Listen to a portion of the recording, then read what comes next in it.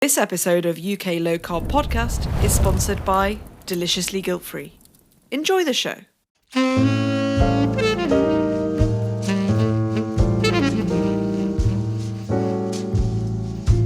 Hello and welcome to UK Low Carb. I'm your host Dan Grief, and today and for the next few weeks we're doing something pretty special. Graham Phillips and I have recorded some different episodes about topics we think you want to hear more about. Now, if you don't know who Graham Phillips is, he's best known for being the pharmacist who gave up drugs, and this is because he realised throughout the whole of his pharmacist career that the drug treatments he was giving were mostly plastering over the patient's ill health rather than curing them. He went back to the research and he discovered that lifestyle was often the root cause of most of their health issues.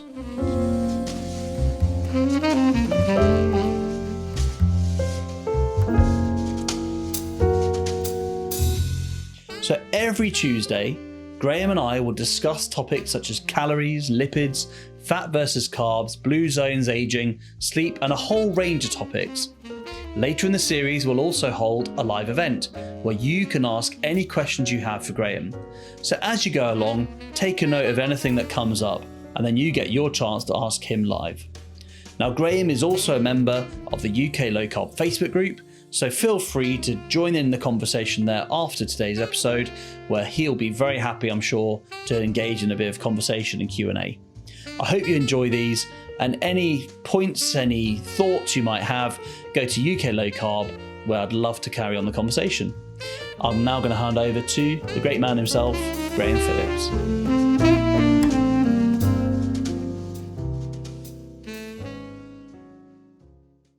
Hi Graham, welcome back to UK Low Carb. We've had a really great response so far to the episodes we've released already, and I thought it'd be great to continue our story and our kind of odyssey really through learning a bit more about the science behind all of this stuff. So welcome back to the show, mate.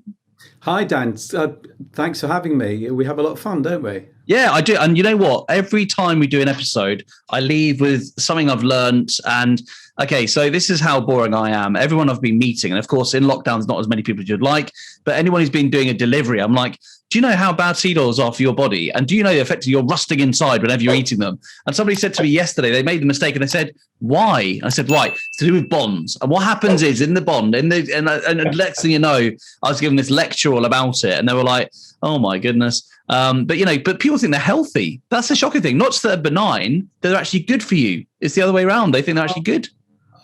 I'm the same. I don't do it, but when I'm in the supermarket, I can't help looking at people's trolleys and going, please don't eat that. Please don't eat that. And we had a couple of people from the dementia charity around. They came and knocked on the door and they said, we can't take any money, but would you support us? And I said, yeah, of course I would. In fact, I do already quite a lot with the Alzheimer's Society. And then I started talking about the relationship between insulin resistance and dementia. And they looked at you like, oh, here we go. They never heard of it, right? They loved it, actually. They were really That's good. Yeah. Anyway, moving so important. But yeah, so today then, we thought we're going to move on to our next topic. And just a reminder to all listeners, we will get into the point where you can ask Graham anything you like in the future. So as we're going through these different topics, just be making notes, questions you might have. And I thought the next stage we could go to, we've agreed on, would be the carb versus fat paradigms, because that is kind of essential really to understanding how we work as people, isn't it?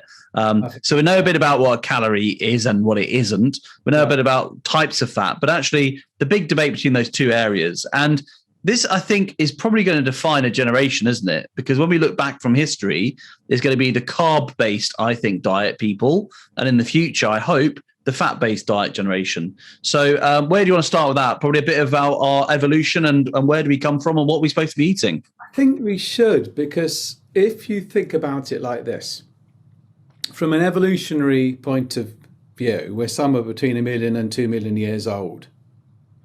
So either evolution is completely stupid, or alternatively, which is my belief, evolution designed us genetically over 2 million years to lead a particular type of life within parameters and to eat certain types of food, again, within parameters. And the evidence is that hunter-gatherers were in ketosis about 70% of the time. Does that mean that you can apply that to every hunter-gatherer? No. But broadly speaking. And another point I always make which shocks people is this. Babies in utero are in ketosis, and breastfed babies are mainly in ketosis. In other words, they're burning fat. So my logic is this.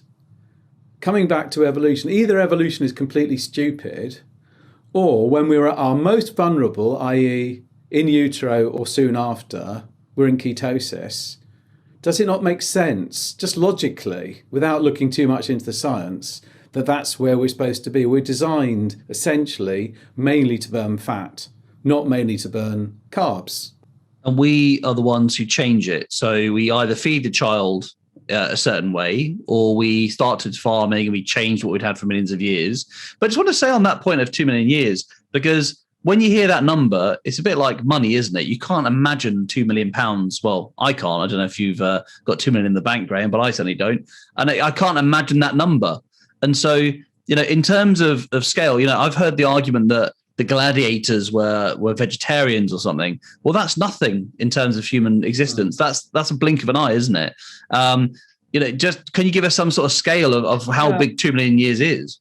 Well, so let's kind of let's link a bit of the link of the story, Dan, and try and do that in terms of a clock face, right? So it was only about 10,000 years that we became farmers, which in evolutionary, I know for you and me 10,000 years is forever, but in evolutionary terms, it's not even the blink of an eyelid. It's not even a scratch on the surface, because our genetic makeup is incredibly, remarkably stable. In other words, genetic change in 10,000 years, close to zero. Yeah. Why did we then become farmers if it wasn't a good thing for us? Well, food was short, and carb-based foods are high in calorie density and easy to obtain. So it was like a cheap, easier to obtain fuel at a time of shortage.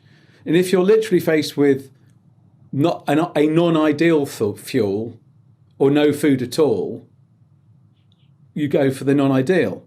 Yeah. What's interesting is all the studies show, and you're probably more expert than I am in this area. When they looked at the next generation from the hunter-gatherers that became farmers, their brains were smaller, they were shorter of stature and generally less healthy. And I think even their nutrition even their dentition wasn't good. Yeah. So the idea that we're designed to eat healthy whole grains isn't founded in science. And then if you superimpose on that the evolution of so-called healthy whole grains, so the grains that we think of as healthy whole grains have been genetically modified to the point where I think the original, einkorn, had 16 genes and the current modern ones have 32. Oh, wow. That's quite a difference. If you and doubled your genetic makeup, you wouldn't be the same Dan, would you? You wouldn't even be even close to the same person. And yet the food industry has convinced us about all this stuff. Amazing. Okay. So bottom line, in my view, and I think pretty based in the science, we're primarily supposed to burn fat as our prime fuel. Now, this is interesting, isn't it? Because we are, and you've explained this before really well, we're a hybrid system, right? So do you want to tell us a little bit about what is going on and what the hormonal responses are that when we are eating one way or the other? Sure. So, I think the hybrid car is a great example, right? So if you get a hybrid car, it can use the engine or it can use the battery. Yeah. And if it's working as it should, it will seamlessly move between one and the other, right? But let's suppose you never ever start the engine and it goes a bit rusty. Mm-hmm. You'll reach a point where when your Toyota Prius battery goes flat, the car just conks out. Right. Because it's no longer metabolically flexible in human terms. It can no longer switch. Right. But there is another fundamental difference. Your hybrid vehicle can use the battery and the engine simultaneously. Human beings can't. We can burn fat or we can burn sugar, but we can't burn both. And there's a preference, isn't there? So Yeah. if there's one fuel, then it will burn just one. But if there's two fuels, it will always have a preference for burning sugar first. It will always burn the sugar first, which people assume must mean sugar is what we're designed to burn. And that's not right either. So logical and yet so wrong, isn't it? Yeah. Like so much of all the nutrition research. So the body will burn the sugar because it's easily available energy, but also sugar is toxic. And the body will always adopt and prioritize this principle of homeostasis, which is just a fancy word for very, very tight control of the internal environment. And so if there's a lot of sugar around, the body will burn it. Mm-hmm. And if it can't burn it, it'll store it. It'll do anything it can to maintain a certain level, a very tight control of blood sugar. As I've said probably previously, your entire bloodstream should have one sugar lump in it. And if your entire bloodstream's got 2 sugar lumps in your 8 pints of blood, you've got type 2 diabetes. So the difference is 1 sugar lump in your entire bloodstream. That's tiny difference, isn't it? But all the difference. It's a tiny difference. That's what homeostasis is. So if there's sugar around, the body will burn the sugar, not because it's healthy, but because it wants to get rid of the sugar. So let's just go through at another angle. So if I'm drinking alcohol, my body has to process the alcohol first. So you could make the argument that must mean that that's the right fuel for our bodies then. Yeah, that's a kind of twisted logic. I know in another life you're a politician, Dan, so I'm sure that works. It does, yeah, it got me far. I've never won an election, but anyway, so... Well, keep going and you probably will. That brings other complexity in, because actually I'm not anti-alcohol, don't misunderstand me, but alcohol is another form of metabolic poison, and it actually poisons one of the pathways by which you catabolize fat. Right, okay. And so I see this where I've got people who've been used to eating a lot of sugar and drinking, maybe socially drinking a bit excessively. Yeah. And they go low carb. And then they have a gin and tonic and they think, I'll have a sugar spike. They don't. They end up with a hypo. Oh, really? Oh, wow. The reason. You know that we store, you've probably heard of triglyceride, which is our storage form of fat. Yeah. If you think of a triglyceride as a letter E. Okay. So you've got a backbone. I don't know if you can see my hand okay. Yeah. You've got 3 prongs. Okay. The prongs are 3 fats and the backbone is glycerol. Right. Triglyceride, right? And when you dismantle that to metabolize it for fuel, you burn the fat and you're left with the glycerol. Okay. Now, if you never eat any sugar or carbs again in the rest of your life, your blood glucose will not be 0. And here's why. That glycerol backbone goes back into the liver, it's fed back into the Krebs cycle and remanufactured as glucose. Wow. So your body will always maintain the right amount of glucose, which is why people falsely believe that you have to have glucose in your diet or you'll die. Wrong. The body will always give you sufficient glucose if you don't take it in. What we're generally doing is overwhelming all of that by having too much sugary, carby food all the time. That process of dismantling the fat and then converting the glycerol backbone back to glucose. The fancy name for that is gluconeogenesis. It happens in the liver. Doesn't really matter about the name, but alcohol poisons that pathway. Wow. Permanently? That is why you end up with a profound hypo if you're low carb and you have a ton of alcohol, because you've poisoned the pathway. You can't make the glucose that you would normally. Which maintains your glucose. And can that be permanent, or is that something that your body can repair? I mean, unless you have an insane amount of alcohol, and then you could have quite a profound hypo. No, once you burn off the alcohol, the pathway, I mean, the liver's unbelievably, I always talk about the starfish, if you break a leg off, it can regenerate. Yeah. Your liver has this unbelievable capacity to regenerate. So long as you don't insult it too much, but obviously, too long.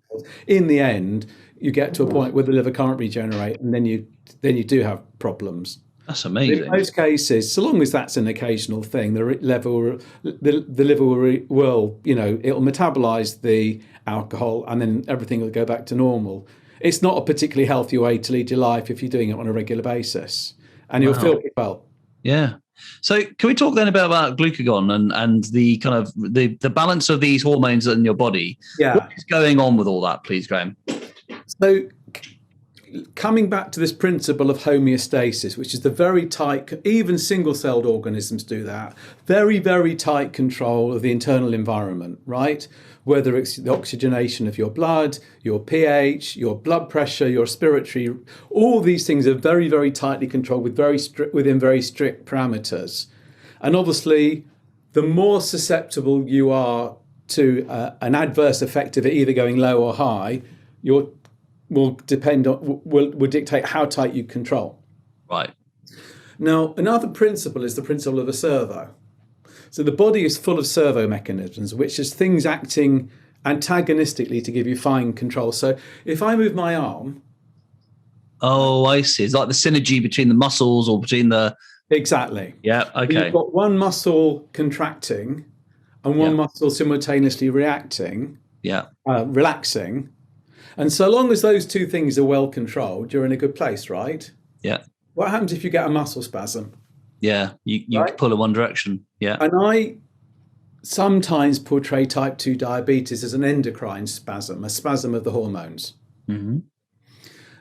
Again, this is a bit of an oversimplification, but it's scientifically nevertheless accurate. Whatever insulin does, glucagon is the opposite. So insulin's got a huge number of actions, but in terms of what we're discussing, insulin will reduce your blood glucose and make you store energy. Mm-hmm. Insulin allows the glucose to enter the cell. Right. And that is why in type 1 diabetes, people can't absorb energy and they literally melt away because they can't get energy into the cell. Oh, I see. Particularly in a carb-based diet. Wow. Okay. Glucagon has the opposite effect, right? So glucagon will increase your metabolic rate. And it's interesting, when they get type 1 diabetics and they start giving them insulin, two things happen. One is that they put weight on. Yeah. But the other thing is that their metabolic rate slows down. Oh, does it? I didn't know that. Insulin actually dictates or partially dictates your metabolic rate. So more insulin, it's a natural adaptation. Think about the feast and the famine. Yeah. You don't want to die during the period of famine. And the body's got multiple mechanisms by which it can reduce calorie consumption. And when insulin is high, it does that.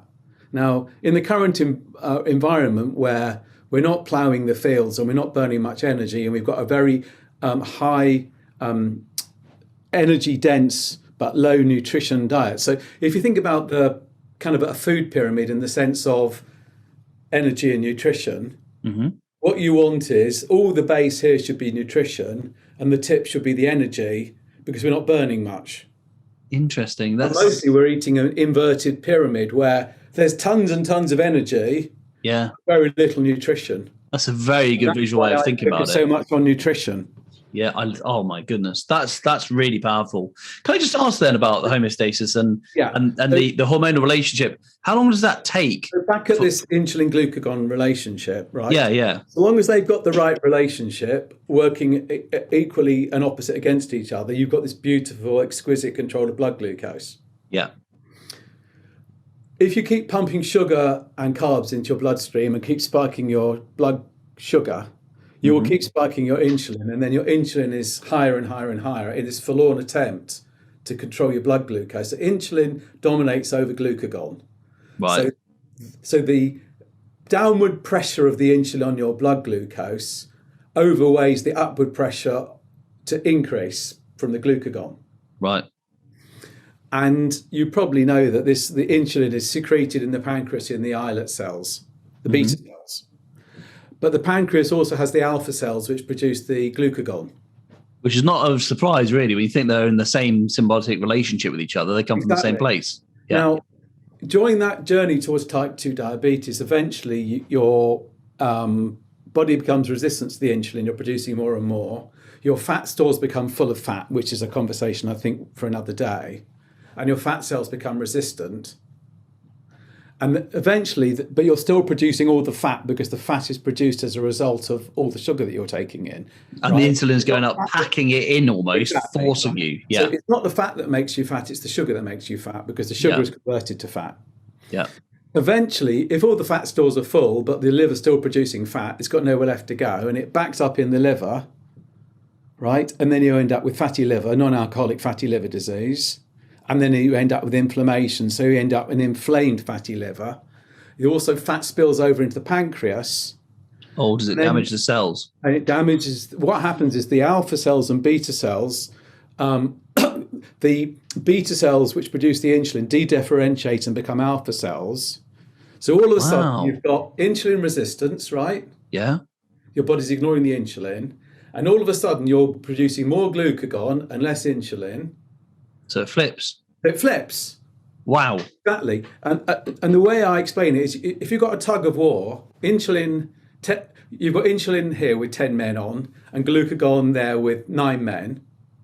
And you take a couple of men off there and put them on the other end, all of a sudden. It's a quick change. Yes. Yeah. And that is why at the end, diabetes comes on very rapidly because of that flip. But actually the journey's been 20 years.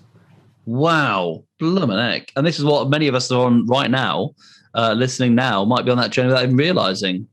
If you ignore sugar, which is the wrong measure in my view, and measure insulin and other aspects of metabolic syndrome, like are your lipids a bit deranged, is your blood pressure a little bit raised, not high, but a bit high, have you got a bit of a fatty tummy?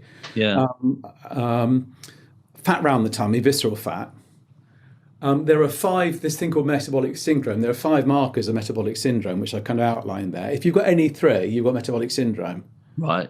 The studies in America show that only 15% of American adults have not got at least one of those aspects of metabolic syndrome. Wow. In other words, almost the entire developed Western world, if it hasn't got diabetes today or tomorrow, it will have. Jeez. It makes the COVID pandemic look like a walk in the park, and yet we just ignore it. Yeah, that is shocking, to our peril. And of course, healthcare systems are going under. People can't afford the insurance in other countries or whatever because of this.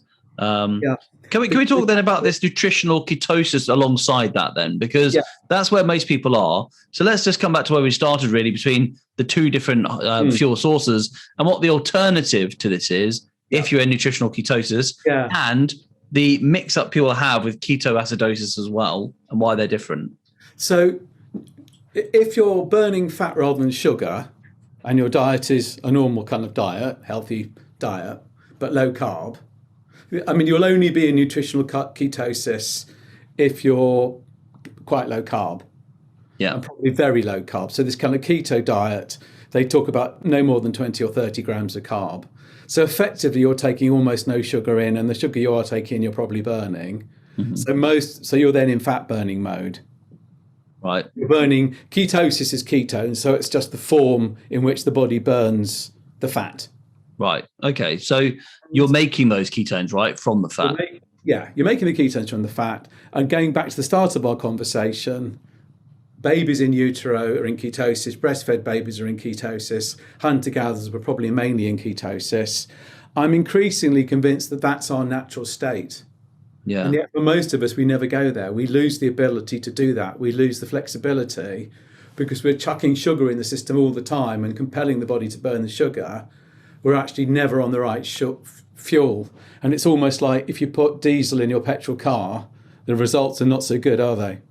Well, that has no, I haven't done that, but I'd imagine it's not good. Yes, yeah. So, but the thing is incredible. Unlike a machine that just stops working, we do work because we are survivors, which is incredible. But there's a difference between survival and thriving, isn't there? And it's most of us have got used to the idea that we're just doing this. Now, Nicola Howard said something I thought was really powerful. She said, if you look at like when caffeine came into Europe and when they stopped drinking alcohol and instead had cleaner sources of hot drinks and stuff, look at the creativity that happened in terms of enlightenment and all this stuff from just not being groggy under the influence of alcohol. And then she said, take that further. What if the human race is running on ketones instead of this survival mode of using carbs and sugar? How much more productive and amazing things could we achieve as a species? I just on that, because I think this is really, this is something I learned recently. They did a study. I said to you that as we become more and more sugar filled, we become more and more insulin filled, and then eventually the body starts to ignore the insulin and we become insulin resistant. Yeah. Not all cells become insulin resistant to the same degree at the same time. Okay. And that makes complete sense, because if cell A is half empty of energy and cell B is chock full of energy, the resistance is going to be higher. Not want to take any more energy in. But if cell B couldn't get any energy into it, then it would starve to death, right? Yeah. But insulin resistance doesn't happen simultaneously across all cells or in the same way. So some cells retain insulin sensitivity and some cells don't, and so it's always more complicated than you think.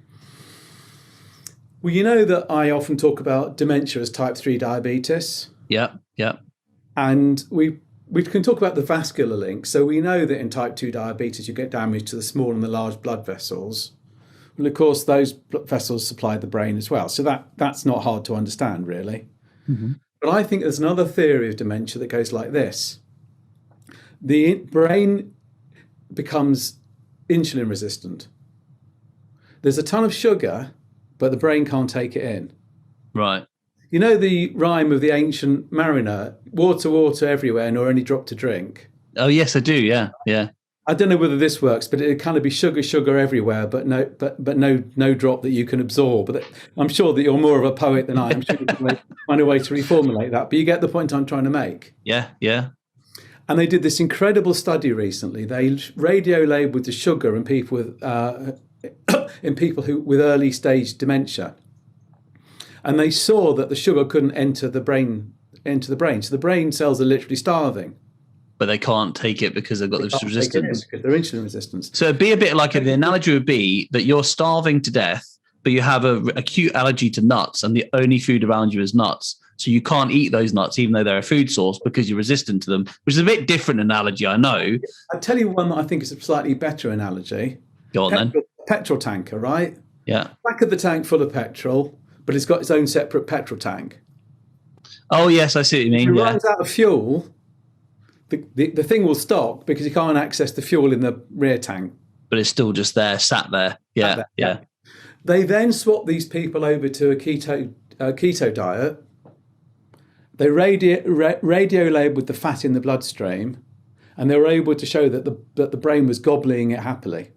Wow. And I've heard that people can actually have their condition far lessened. They can certainly stop the acceleration that happens towards Alzheimer's, which is incredible, isn't it? Wow. Well, Graham, we're coming to the end of our time, and I realize there's so much time. There's so much stuff we need to talk about quickly as well. So ketosis works better in that way, but what's ketoacidosis, and why do people get that mixed up? Yeah. So this happens, it can't happen in anyone who's producing insulin normal levels.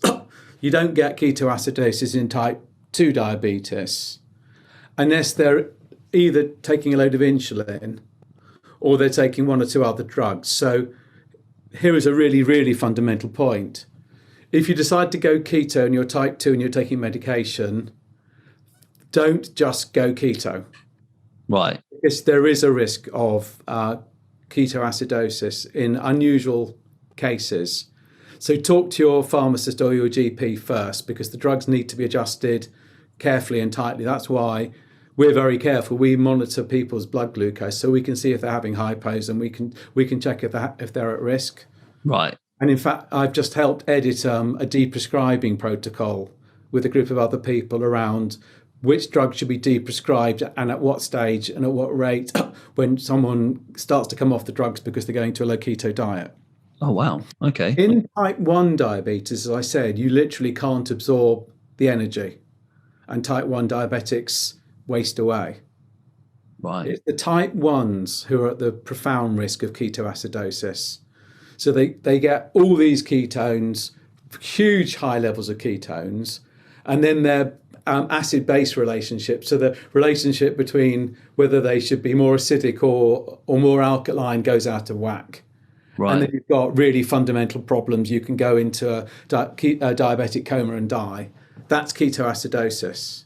Right. Wow. So I think, I think there are some problems here. If fat was called thin, no one would worry about it, right? But because we think fat, the word fat makes you fat intuitively, right? Yeah. I think that causes a lot of confusion. I think fat should be called thin.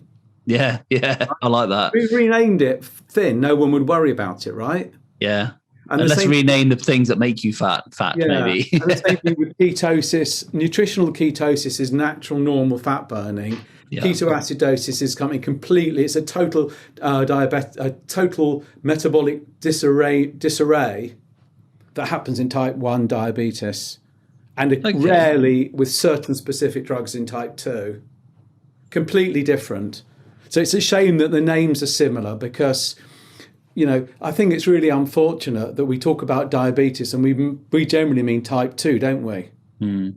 Type 1 diabetes they're equal and opposites. In type 1 diabetes, there's no insulin because you become you have an autoimmune disease and you destroy your own insulin producing cells. In type 2 diabetes, there's too much insulin, but the body ignores it. And we've kind of connected these things. They're both called diabetes. They're completely different diseases. And I think that's just really unfortunate historical artifact that confuses people. Wow. I think that's a good point. I never thought of it like that before. And actually, on the show, we quite often talk to people who've got type 2 diabetes, or we worry about that because you can avoid it to some extent through lifestyle. And then we don't have the conversation about type 1 diabetes. And it is, I think the type 1, it's interesting. So along with all the other I know this is a conversation for another day, but along with all the other autoimmune diseases, type 1 is growing very rapidly. So there's I think there are 400,000 type 1s in the UK. They get no airtime, and they feel, in my view, quite rightly aggrieved and misunderstood. Yeah. Because people don't understand that it's a much more profound illness.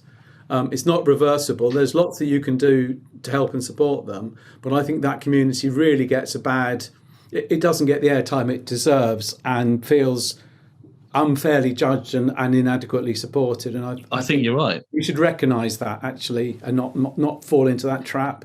Yeah, so very good point. When I write my blogs, I'm very careful to use the term type 2 diabetes rather than just the blanket term diabetes. Yes, yeah, definitely. So can I come down to this point, really, the metabolic flexibility? Yeah. And how is it as an individual we can try to find that for ourselves? Because I imagine there's no one fixed answer here. There's probably different answers to different people. Yeah. So what's the best way of working out for me, for you, for anyone? I think this is a good point to end on, really, which is, if we go back to where I started about our hunter-gatherers, they weren't in permanent ketosis as far as one can tell. They were probably in ketosis 70% of the time. The fact is, we can burn carbs, we can burn sugar. It's not like we have no ability to do so. Yeah. And I believe that for most people, optimum health is metabolic flexibility, which means, just like the hybrid car, they can move seamlessly from burning sugar or burning fats backwards and forwards. Mm-hmm. And so for the vast majority of my clients, that's where I aim for them to be. Right. Most of them have lost the ability to burn fat because they haven't burnt any fat for years. And they're permanently hungry because their insulin is high, they're storing all the energy, their metabolic rate is low. And so we rebalance their macros towards a lot more protein and a fat and a lot less carbs. Right. But this is also why I'm not a believer in any of these cults, the protein cult or the keto cult, any of these cults. I resist and I resent all of them. I won't be part of any cult, because then you're kind of narrowing it. It becomes like a religion. Yeah. I'm not really interested in the cultishness, religious aspect of all this. I'm interested in the best optimum health for my client. And what's interesting as well on that is that also I find that when it's got a title, sometimes it changes. So, Gary Taube said that it used to be called Atkins. Now it's called keto. In 10, 20 years, it might be called something else. It's almost like it becomes fashionable rather than actually what's really healthy. And I think obviously ketosis is healthy, but is it just a marketing tool that's going to change something else? And that's not so good, is it? It can be. So the trouble is, all these things, at the moment, keto is a bit of a thing. So that's the latest thing for the food industry on top of the vegan thing, isn't it? Right. Yeah. hijack it, make it unhealthy, put the word keto on the front. And then fool people that are having a good experience, and it's fine. Yeah. So bottom line for me is that I aim for my clients to be, for the vast majority of them, to be metabolically flexible. They can burn both fuels interchangeably, but there's no one size fits all. So it's then about what I call precision nutrition, which is how do we get the optimum diet for them, not the bloke next door and not even their partner. Yeah. And it's very, very specific and individual to get optimal health, right? Survival is one thing. I mean, I think clearly we're beyond survival, aren't we? Well, we'd hope so. I want optimum nutrition. I want to give people the longest, healthiest, happiest life that I can. And that involves, being quite precise and very individual. Love that. Thank you so much, Graham, for another brilliant episode. And anyone who's listening who wants to get in touch, then you can find Graham. What's your handle? Where can they get in touch with you, Graham? So the website is Pro Longevity. So that's just the word longevity with pro in front of it. prolongevity.co.uk. And you can get hold of me on Twitter at I'm Graham Stuart Phillips. So it's Graham, Graham, S for Stuart or stupid, Phillips with two L's. Not at all. And the Twitter handle for Pro Longevity is longevity_pro. Wonderful. Thank you. So if you Google Graham Phillips pharmacist, you'll probably find me. And you can join the conversation. So in the UK Low Carb Facebook group, or connect with Graham directly, whatever you want to do. But if you do have any questions, keep them and we'll put them to Graham in a future episode coming up, which the dates will come out in the next couple of episodes. Okay. So cheers, Graham. It'd be good. Yeah, I think it'd be really good. We'll do it live. It'll be fantastic. So, and people from around the world can be part of that. So it'd be really good to get as many people as that's possible. Very exciting, isn't it? So yeah, okay. Have a great week, Graham. I'll speak to you next week. Yep. And hopefully I'll have even had a haircut by then. Well, who knows? Who knows? You know what? They're just opening up at the moment. And I'm just desperate to, because I don't think my scalp's felt water in months now as my hair's getting thicker and thicker. So, all right, mate. Take care then. Bye. Take care. Bye.